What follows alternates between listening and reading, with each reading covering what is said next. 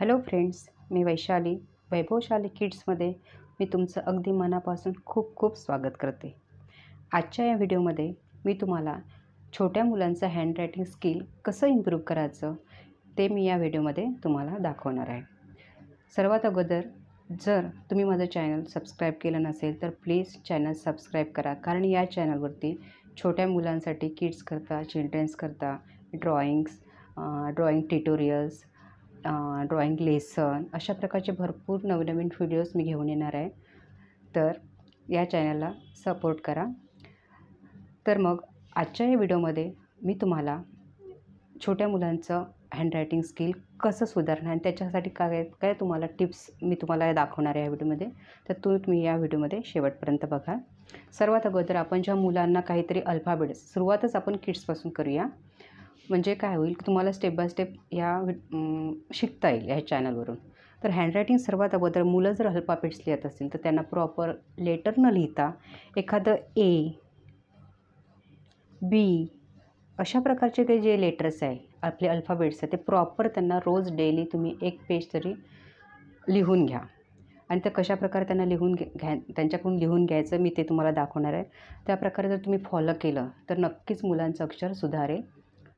चला तर मग आपण आजच्या व्हिडिओला सुरुवात करूया। मुलांच्या काय काय चुका होतात हे मी सर्वात अगोदर दाखवते। मुलं काय करतात, घाई लिहितात।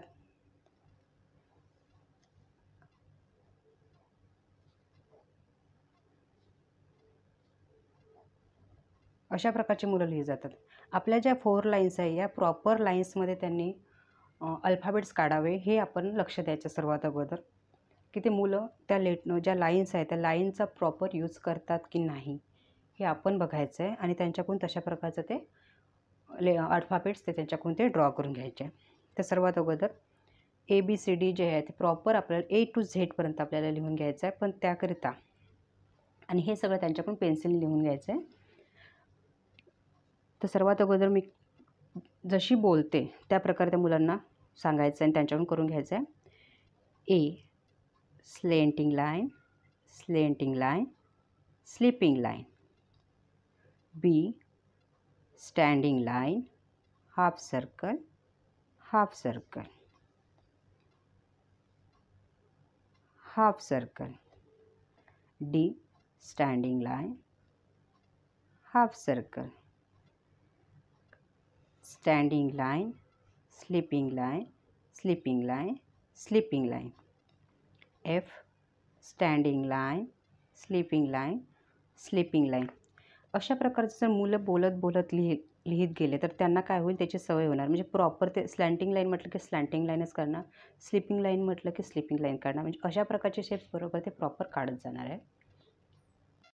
आता जी काढताना half circle, standing line, sleeping line. H standing line, sleeping line, standing line. Slipping line, standing line, slipping line, slipping line, standing line, half circle, standing line, slanting line, slanting line, standing line, slipping line, standing line, slanting line, slanting line, standing line, standing line, slanting line, standing line.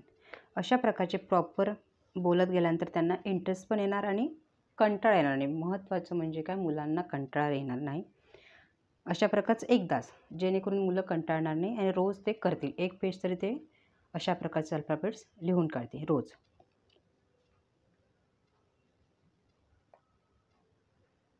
Circle, standing line, half circle. P Q circle, slanting line. R standing line, half circle, slanting line. S half circle, परत उलटा half circle. Sleeping line, standing line, sleeping line. U काढायला एकदम easily. U. V slanting line, slanting line,